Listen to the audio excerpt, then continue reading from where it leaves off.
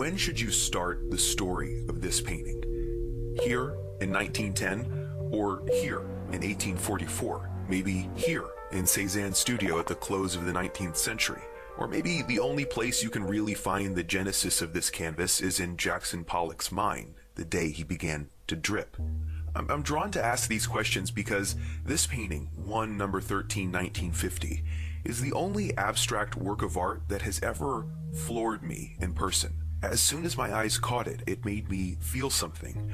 I don't know that I could describe the feeling, but I didn't have to go searching for it either. A problem I often have with non-figurative paintings where I'm standing in front of a canvas trying to figure out the reaction I'm having to it, feeling guilty because nothing's coming. I don't think the power of this Pollock depends on its place in the history of art.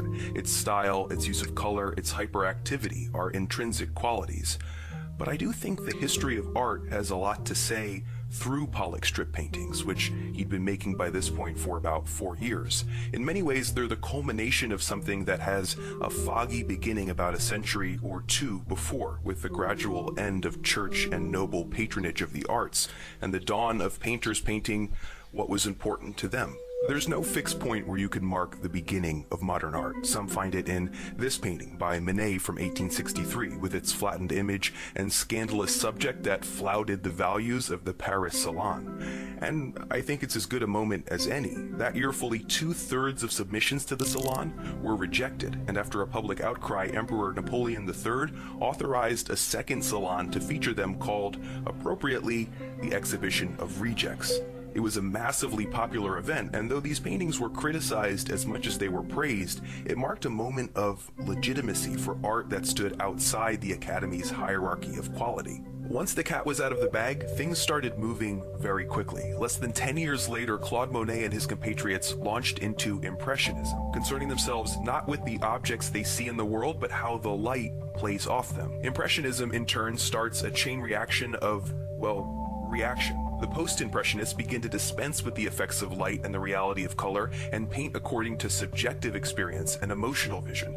Then the Fauvists take the arbitrariness of color to kaleidoscopic extremes in the first decade of the 20th century. I mean, just look at the transformation that's happened to painting in just 40 short years.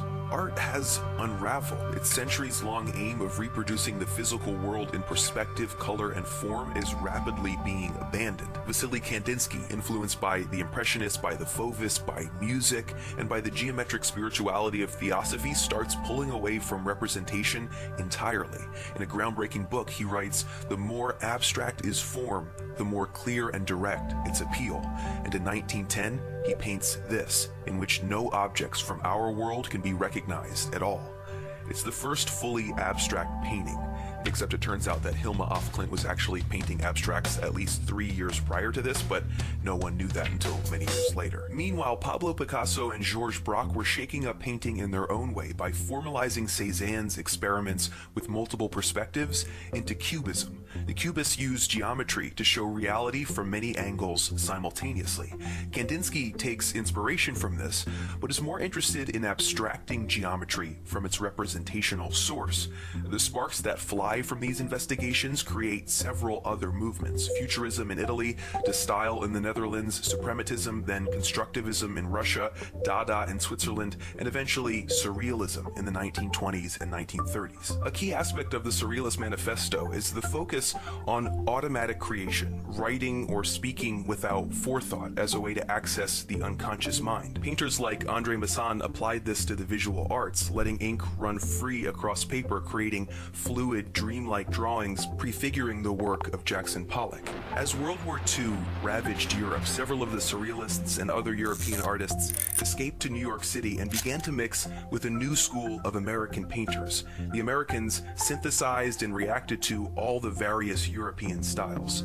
The abstract expressionists, as they were called, made work that was deeply personal, formally inventive, and confrontational. Exiled surrealist Wolfgang Paulin put it best: paintings no longer represent. Today it has become the role of the painting to look at the spectator and ask him, what do you represent? Pollock's strip paintings push abstraction to its furthest limit. Even in Kandinsky, lines still bound recognizable shapes. In Pollock, There are no shapes, no suggestions to grab onto. The line itself, dancing across the canvas, is set free, containing nothing, separating nothing. There is no inside, no outside, nowhere for your eyes to rest.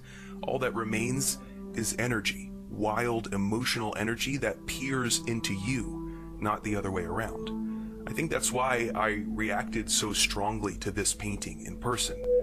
I could feel it looking at me. You know, like I said before, these drip paintings have intrinsic value, but I also think they speak to something deep in human nature, that we are obsessive. In the same way that we won't stop until we're flying among the stars, it took less than 100 years for this to become this. A fast-changing world contributed hugely, of course. But beyond that, I do believe there's a drive in us to take things as far as they can go. And the century of modern art is an exhilarating example of that. It's just inspiring how irrepressible human creativity can be.